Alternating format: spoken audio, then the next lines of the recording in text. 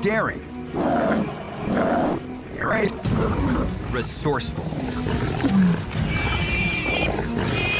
and sometimes even sweet.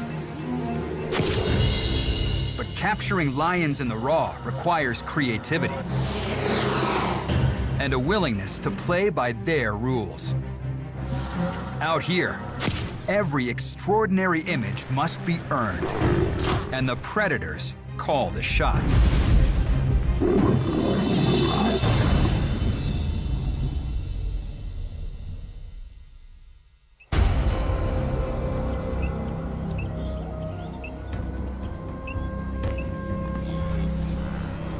This is the Serengeti, as most of us know it. A place of plenty. Lush grasses.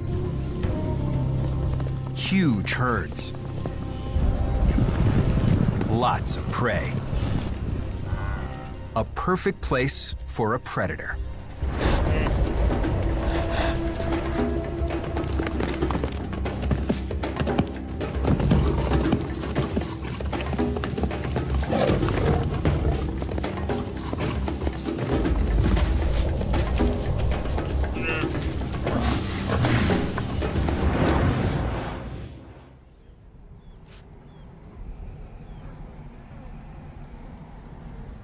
But on the park's eastern edge lies a rougher world.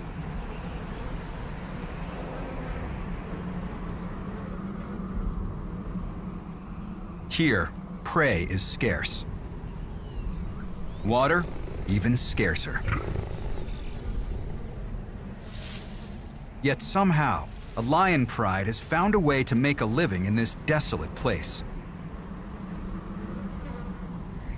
They're called the Vumbi, Swahili for dust. And renowned photographer Michael Nichols is here to tell their story for National Geographic. People call me Nick. I've been a photographer at National Geographic about 30 years, focusing on wildlife conservation. My goal is to make us celebrate what wild is left and go after fixing what we can.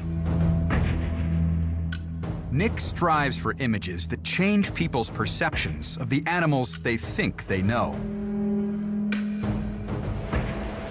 Joining him on assignment is cinematographer Nathan Williamson. National Geographic asked us to cover lions in the Serengeti, and for something like that, which has been done many times before, you want to show people something new. Nick and Nathan are trying to combine stills and video to capture the lives of lions on the edge.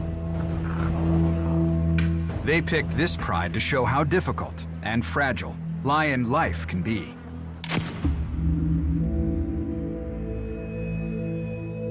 Lion numbers are lower than they've ever been. Fragmentation's happening with the human population exploding all over Africa. And we were trying to figure out a way to tell the world about it in a substantial way. We were looking for a situation that would have a scarcity, and so therefore there would be an element of drama in what's going on with the animal. They've teamed up with the Serengeti Lion Project, which has studied big cats here since the 1960s. The researchers pointed them straight to the Vumbi. The lions have been studied for decades by the project, and we wanted to profile those lions because their existence was so tenuous and their circumstances were so challenging. We came directly to this remote corner of the park where we wanted to focus on the lions, and it was like a dusty moonscape. It was really austere, and it was hard to imagine that anything could really make it there. And then we found this group of mangy, desperate lions that were out in just the absolute middle of nowhere. They live completely on the edge. Once I met that pride, and it happened the first minutes I met them, I couldn't blink from them. Nick and Nathan arrive in the dry season, when conditions are at their worst. No water, no green grass, no prey in sight. Vumbi pride had 5 females, and when we first arrived, 9 cubs. And they were eking out an existence in this barren, dry, dusty landscape. The cubs were pathetic. They were desperate. They were covered with mange. You could see their bones. They were fighting over any little bit of milk that they could nurse. With little prey in this part of the Serengeti, the pride must take advantage of every opportunity. The researchers put a radio collar on one female of every pride so that they can track their location for their science. So we were there observing them, watching what was going on, and the collared female stood up and started peering off in the distance, and we had no idea what they might be looking at. Nick and Nathan see nothing. The landscape looks unbroken.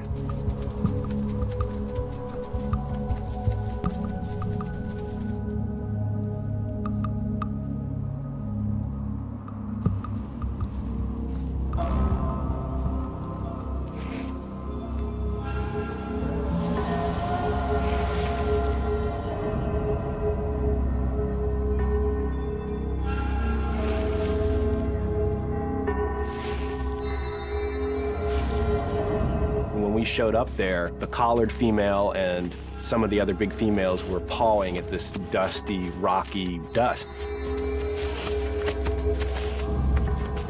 And it really seemed like the collared female was leading up the operation.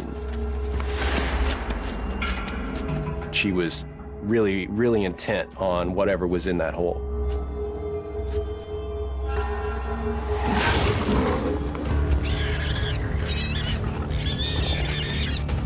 It's a warthog.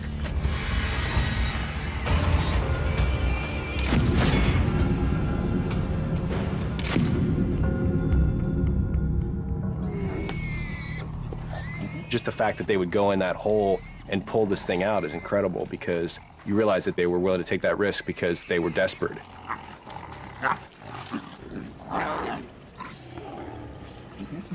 The other side of it was the collared female, who we saw had some gravitas. She seemed to be kind of a leader. But when they got the warthog, she didn't even take a bite. She stayed on the hole because she knew there was another one in there. That just completely blew us away. You know, she knew there was another warthog in there, and she was willing to not eat the first one to take care of the pride. Darkness falls.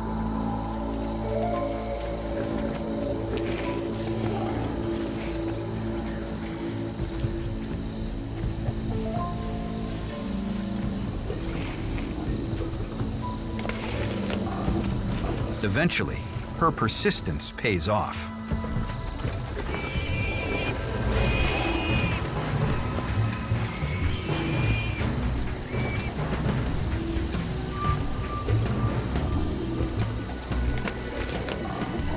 You know, I go home that night thinking, what a project we're on. And the beautiful thing for me out of those images, you wouldn't know what happened if you didn't see the video. But the still is what stops it for you, and you can look and examine it and see what everybody's up to. The collared female had a lot to do with the cohesion in the group. That was sacrifice you wouldn't expect from a wild animal. That was the thing that I would say more than anything else made us fall in love with that pride, because we respected so much what they were doing.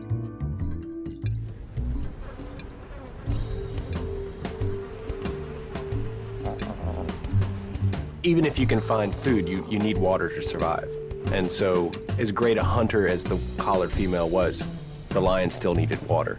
And we were all desperately waiting for the rains. When you come up with the lions and it's the dry time, they don't have water or food or cover. They got nothing. They're like living in a moonscape or a desert.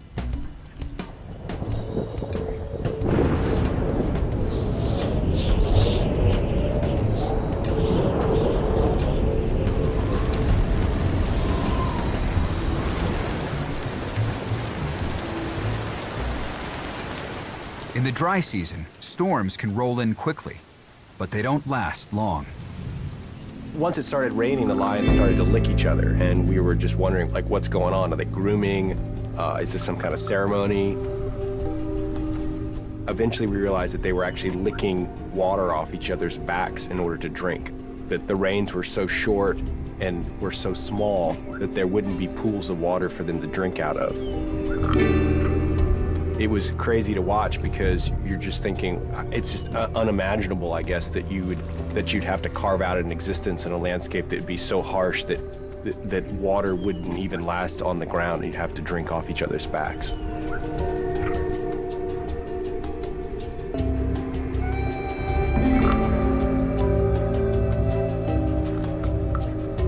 The rain is a lucky but temporary reprieve.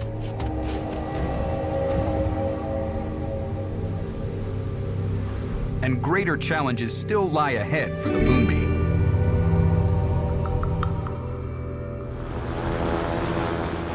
It's late January. A short rainy season has just ended. After a few months away, Nick and Nathan are heading back to the Pride. Our first trip was basically a chance to get to know the lions. We shot most of that with camera in hand, just sitting in the vehicle, and there's only so much you can do when you're shooting out of the car. So what we wanted to accomplish on our second trip was to use some of our gear to get really low and really close and get it right in there amongst the lions. If I'm going to do the king of the beast, it's going to be the king of the beast. You know, you can't be the king of the beast that I'm looking down on. Intimacy is everything. If you get your camera down on ground level, now it's a lion, and it's powerful, and it's big. And so I was obsessed with that. Hold on. Ready to clean your face. Oh. We were always trying to find a different perspective, and the assignment before lions was elephants. And one thing that we had experimented there was putting the camera on a pole and putting it on the ground so that you were looking at an elephant from like the perspective of a dung beetle. The stick is the way to go. I'm too old to get down on the ground. I can't move fast enough. So we're going with the stick. Here they come. It had worked incredibly well with elephant. We had managed to make some images that were really kind of jarring, and you would sort of like look at this and you're like, what's going on there exactly? But these were habituated elephants. Getting the same perspective with wild lions presents an entirely different challenge. The obvious difference is the elephant don't bite. So you have to think about safety. You have to think about the fact that a lion is a big cat. And so the last thing you want to do is make a cat toy.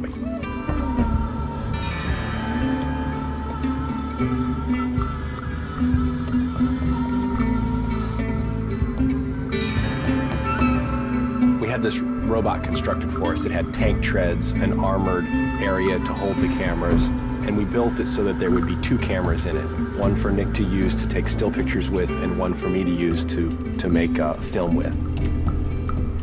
Any of this gear, when you get this wish list, if someone says, like, you can have anything, it's like, wow, you know, I'd like that, and I'd like that, and I'd like that, and I'd like that. And all of a sudden it becomes so complicated that it's just like a house of cards, you know, like, what's gonna fail?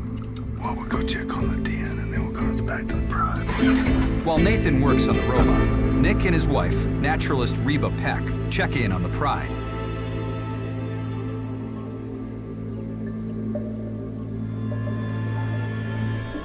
The recent rains have brought the parched earth back to life. The lions seem to be doing well.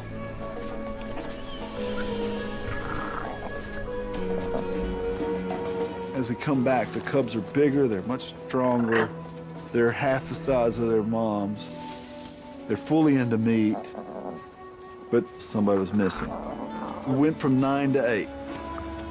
We were kind of speculating, because you could see how they laid and behaved and fed, that you have runts, you have outsiders, and it was one of the outsiders. It's survival of the fittest. But only one death during the dry season is actually a remarkable feat. Across Africa, more than half of all lion cubs die before the age of 2.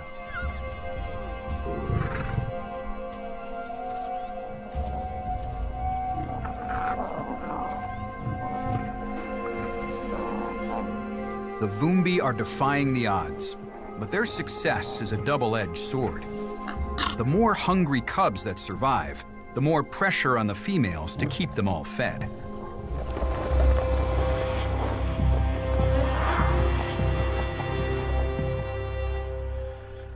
Back at camp, Nathan finally has the robot working. Now it's time to see how the lions will respond to it.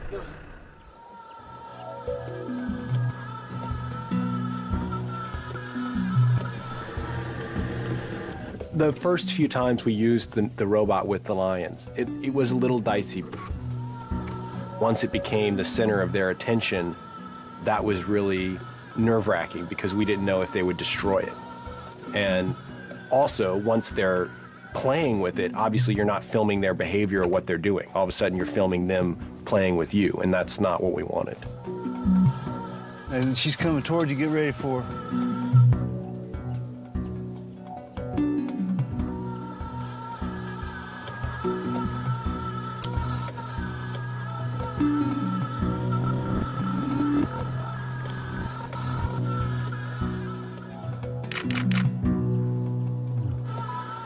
They would start to gather around it and paw at it. And so there were these like crazy moments where I didn't know what to do. I didn't know if they were going to dismember the thing.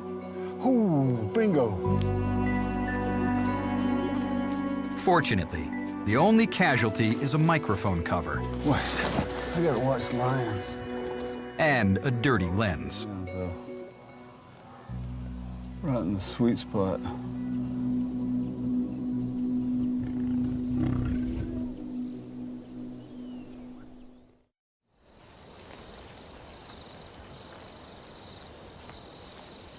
Since Nick and Nathan arrived in the Serengeti, they have only seen the females of the Vumbi pride and the cubs. But there are male lions in this part of the park too. The males bring complexity to the pride dynamic, and the photographers are getting impatient for their arrival.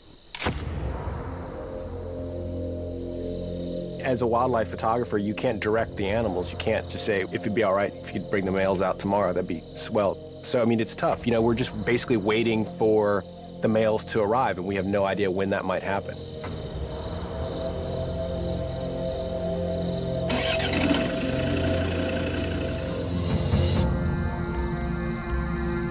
For weeks, Nick and Nathan stay with the females. But then one day, everything changes. When we first pulled up there and we saw that there was a male with Vumbi, we were super excited. It was early in the afternoon, and we knew immediately we were going to have to ride this one out and stay as long as possible, because any time when there's a male around the females, something could happen. That's good, that's good. I thought I might be on to a stranger male because they were acting so cautious. If this male has no affiliation with the pride, he'll try to kill the cubs, to eliminate the offspring of rival males, and to bring their mothers back into heat. But the females will fight the males off if they can. And a lot of times the females will die trying to protect their cubs. So there would be some epic battle about to happen. I mean, we had no doubt that those 5 female lions were a force to be reckoned with. They were, I always called them a biker gang. I mean, they were tough.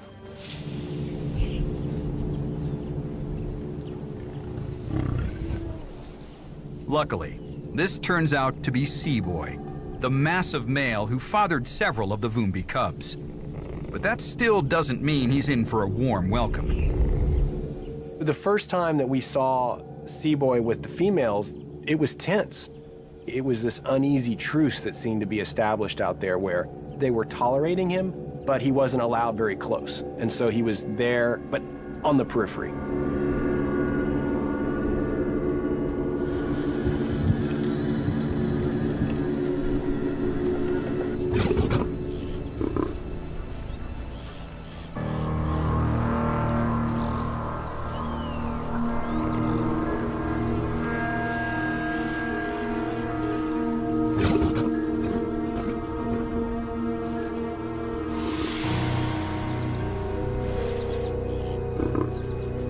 It seemed like they were unsure what to do with him and not trusting him, exactly.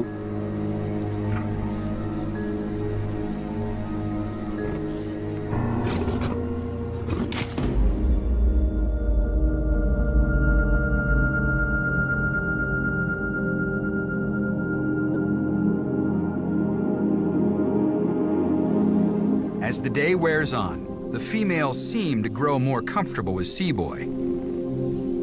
And even the cubs start approaching him. It was a quiet night, it was peaceful, and we were just along for the ride.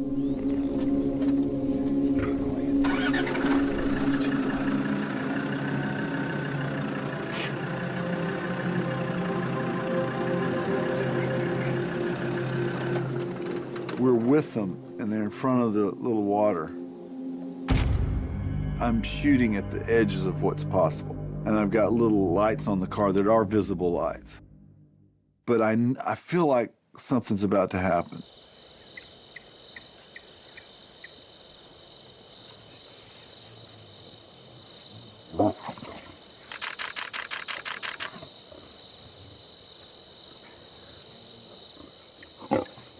Seaboy kept growling at the cubs that wanted to play with him, because the cubs, being like, you know, like cubs do, they wanted to play with the big guy, so they kept going up and greeting him or whatever, and he would snap and growl at him. And then just seemingly out of nowhere, the female snapped.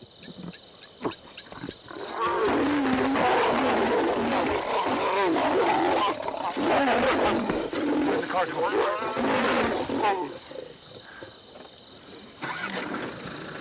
It lasted just a few seconds, and we had to wait until we saw the pictures at the end to even know what happened. It was so quick. It's loud too, man, I tell you what. Yeah, those Bumby girls, she don't mess with Bumby. Don't Mess with the Bumby. They circled him. I know. They circled him. No, I nailed it. You see it? Oh, somebody's biting him. Collared female's biting him. No. Biting him. Biting him on the ass. We always knew she was badass. But you know, that goes against, everybody's like, oh no, the male is boss. I mean, we may have landed on the queen of the damn Serengeti right here.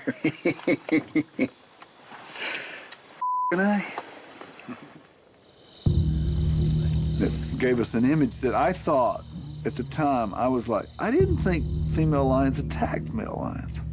I thought they ran away. It's a powerful reminder of how viciously the females will protect their cubs. But they don't go so far as to drive Seaboy off completely.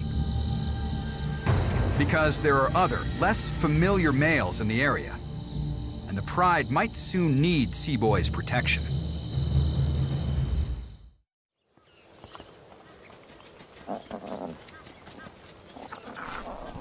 With the arrival of Seaboy, the Vumbi have some much-needed protection from other male lions. The females are still vigilant, making sure he doesn't get too rough with the cubs. But they'll put up with his temper, because he's a powerful male with a track record of survival.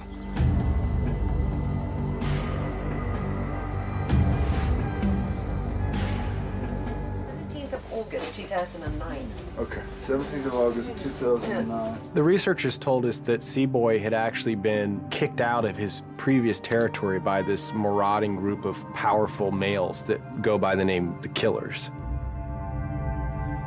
One of the researchers named Ingela was out there and had seen Seaboy being torn apart by the Killers and managed to make some incredible photographs of that fight. When I sort of back away from that and know, oh Christ, this is in the middle of a great battle here, 3 against 1, then they come for him. And I'm there, you know, with my lens, I can't adjust it too much, so I'm having it on the widest that I can. Oh, they're right next to your car. They're right, yeah, it's like between here and my car here. Oh my God. Must have been so loud. I was sure they were killing him.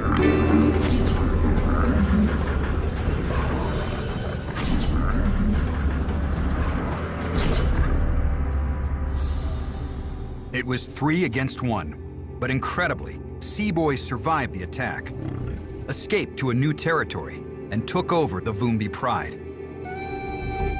Yet, I mean, what a story. You know, he was complete badass. I mean, this male was so tough that he took on 3 other males. So, you know, he was a character for us immediately. Seaboy brings a level of security that few other males could supply. But on his own, even he will have difficulty preventing a takeover by rival males. The most likely suspects? Seaboy's old enemies.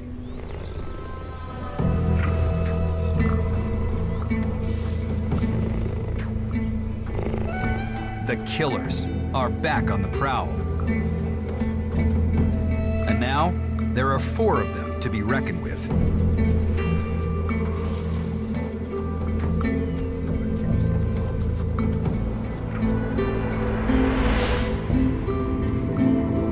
In order to survive in such a place, you need teamwork, and the females gather together and they form a pride, and they look after each other, they have each other's backs, and they defend their territory together as a unit.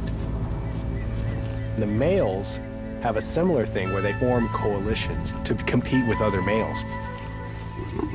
The killers are just such a coalition. But Nick and Nathan have only seen Seaboy alone, or with the pride.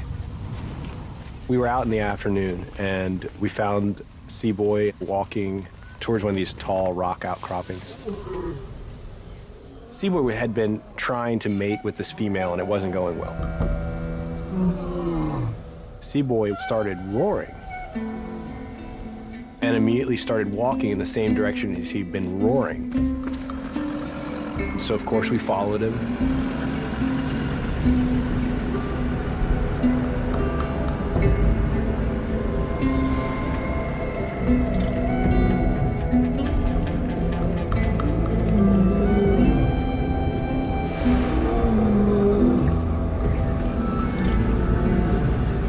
Eventually, we saw in the direction he was walking towards another lion coming towards him. From afar, it's unclear if this is a rogue male, or maybe even one of the killers.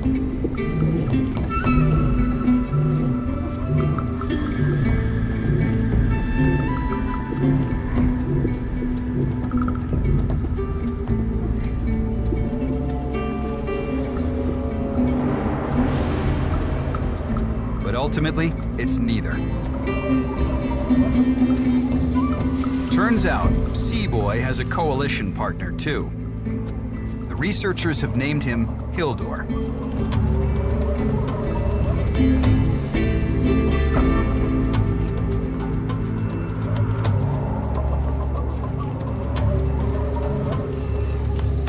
There's this incredible moment where they do this like nuzzle thing, you know, this little dance.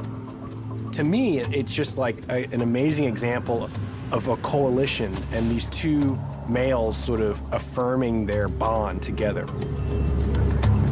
The male lions have to do this. In fact, 1 male lion is a goner. A coalition of 2 is not really very strong unless you've got a Seaboy.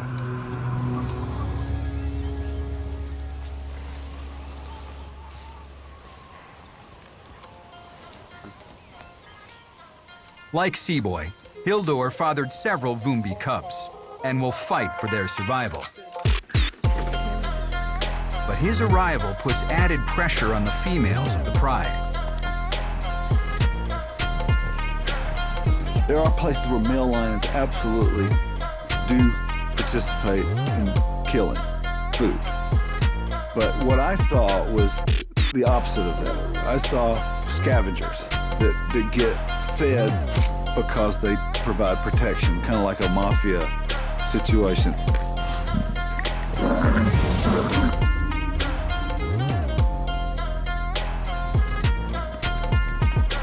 There's an obvious pecking order. The males can control whatever the pride kills. So if the females would kill something, male would take it and eat really until he was full.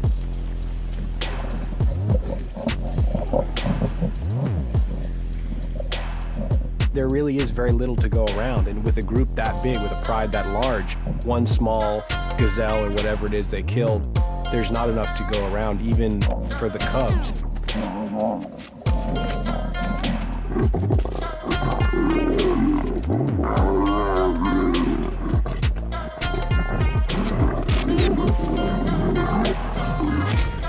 cubs were fighting over just the right to lick the blood off the grass because that's all that was left. I didn't think you would actually fight him on the blood, but he did.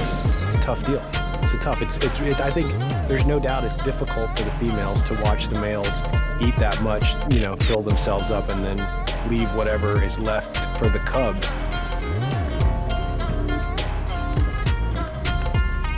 It's the price the pride must pay for protection.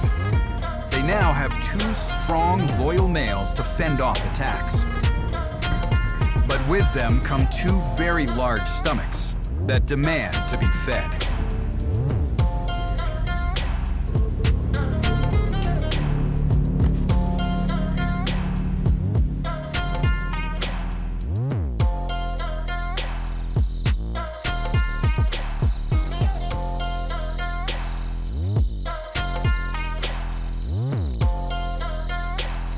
When we went into this project, everybody said, man, lions, all they do is lay around and sleep. And it's true, they sleep an awful lot.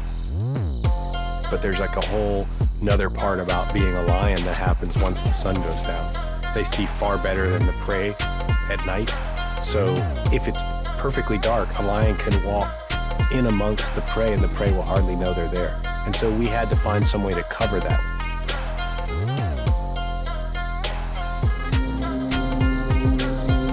With 5 females, 8 fast-growing cubs, and 2 males, the pride needs a lot of fresh meat.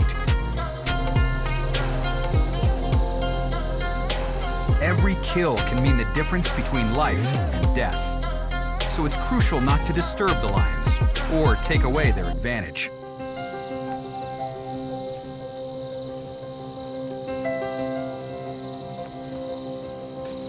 For the lions to have the most success, there could be no light. Even moonlight would mess them up. And so for us, that became massively difficult. Our cameras were unable to see when there was no moon. So we had to project this invisible light that only the cameras could see.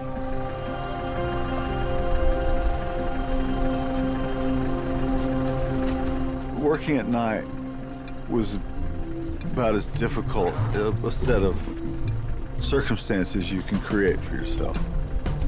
But I thought it was just so important to use invisible light. Sounds simple, great. Project some infrared light. The lions can't see it. Perfect. The reality is it was a real pain. I mean, for me, driving the vehicle became very difficult because I could only see as far as we were able to project the light. Hey, Ruby, keep an eye on this one coming in from behind us on the road.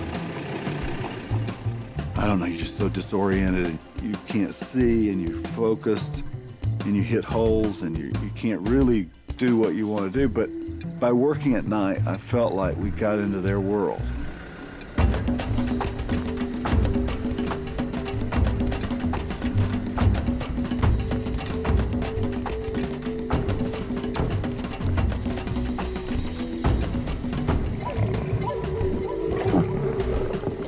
There were several instances where we were right on their tail and they had taken down an animal and we got there before it was dead. The eyes were still moving. You could tell it was still alive and struggling.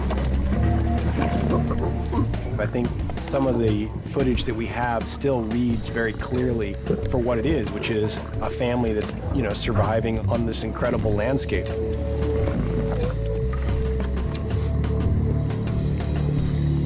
We made several frames that were really, really cool.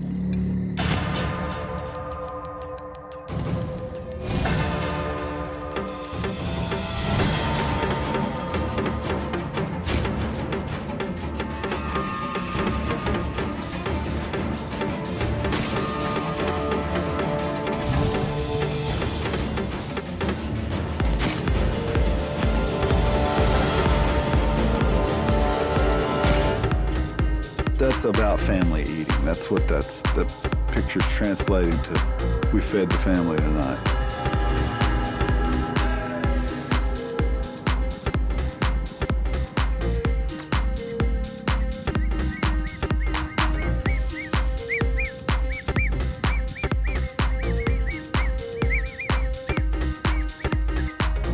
days between hunts are slow.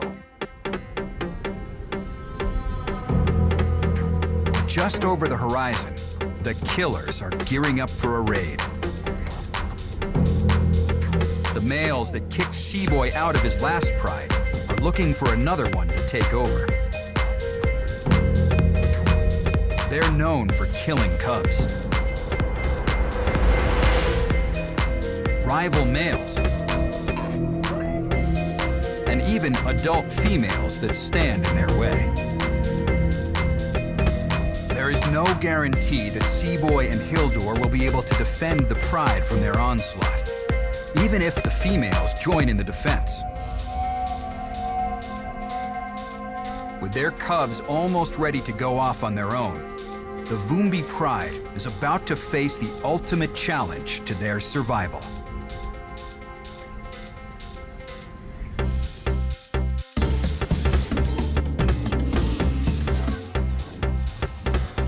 Nat Geo Wild presents all new premieres in the underwater event of the year. Sharkfest is back, and Wild is the only place to get up close and personal with the ultimate predators of the sea, celebrating the true kings of the ocean. Don't miss Sharkfest. Starts Monday, August 21st at 6 on Nat Geo Wild.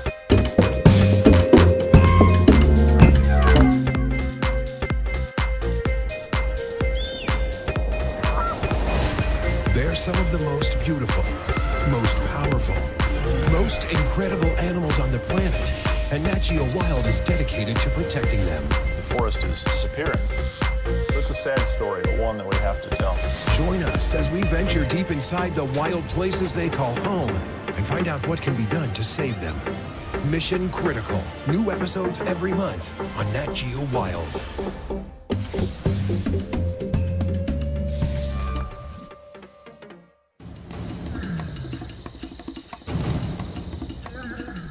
It's the middle of the night, and the killers are on the move. The team is tracking them into Vumbi territory and bracing for a showdown.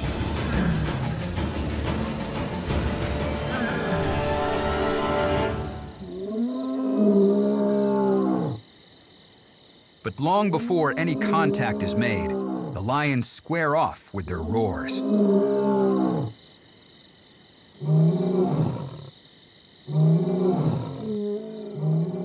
There's this incredible communication that goes on, particularly at night. We're with Vumbi, and we hear roars in the distance, and Vumbi perks up, and then they roar back. They know these sounds so well, and they absolutely communicate with each other using their roars. One of the amazing things that the researchers have found is that the lions absolutely can count, and they use their roars to decide whether or not to attack or not to attack another group of lions. Researchers have recorded the roars and played them back to the lions to see how they react.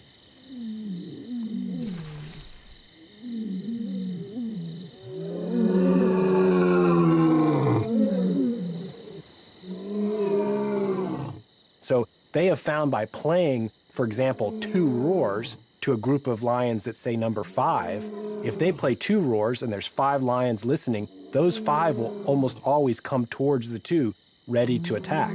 And yet if they play, say, 10 roars and the other group is 5, the other group will often go away.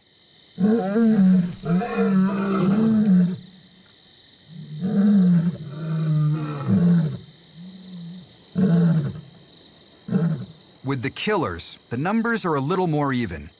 4 of them versus Seaboy, Hildur, and 5 females. Only time will tell if the killers like those odds. Did you look over this way, Nick? But the night doesn't go as expected. As the killers approach, a lone female crosses their path.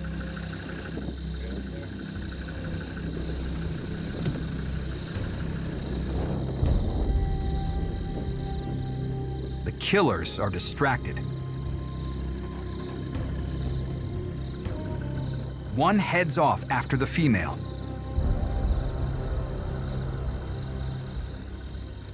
and the others suddenly seem less focused.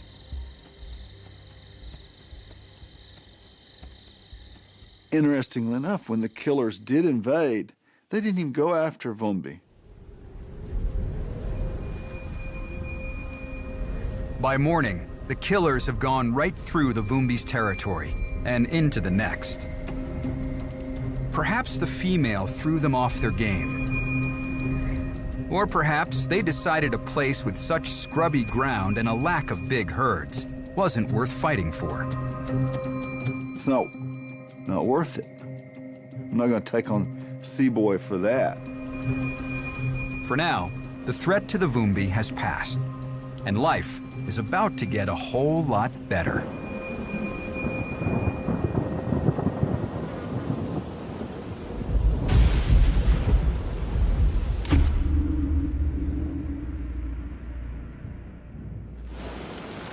Rain, in all of my world out there, rain is something I savor.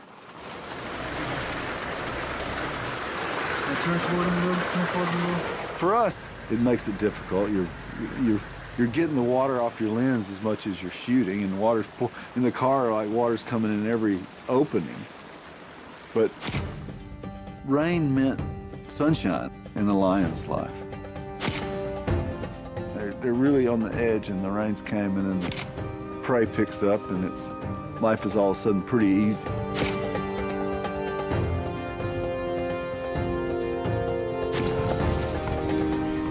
Once the rains came and the landscape became populated with wildebeest, that's when we needed some way to show that.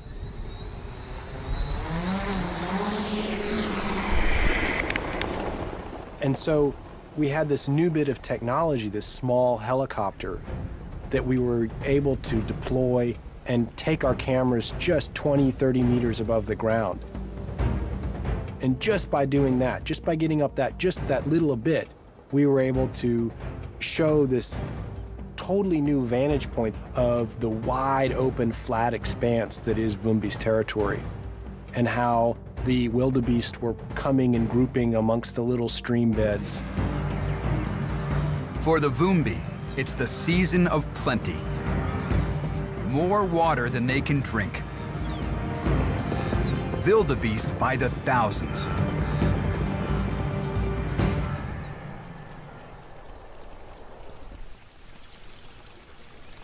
The cubs have survived their first dangerous dry seasons and are just about ready to strike out on their own.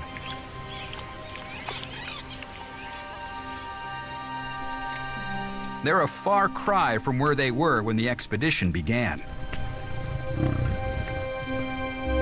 When we first encountered Vumbi, the cubs were obviously vulnerable. Like, they were barely hanging on. They were small, they were bony, they were mangy.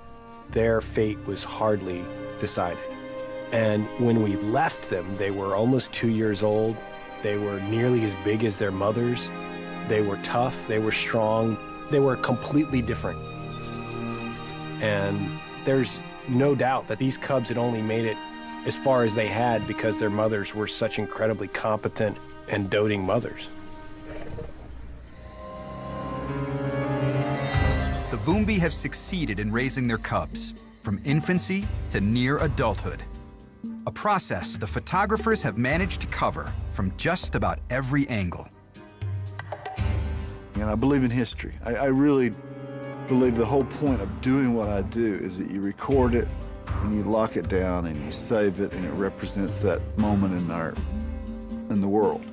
And it may have some effect. You do want people to care for, to walk away and to actually care for those animals, to feel like they're worthy of saving, worthy of keeping, because certainly their existence in the world is fragile. This project wasn't about the Vumbi pride. It became, they stole our hearts, and they showed us these lions on the edge.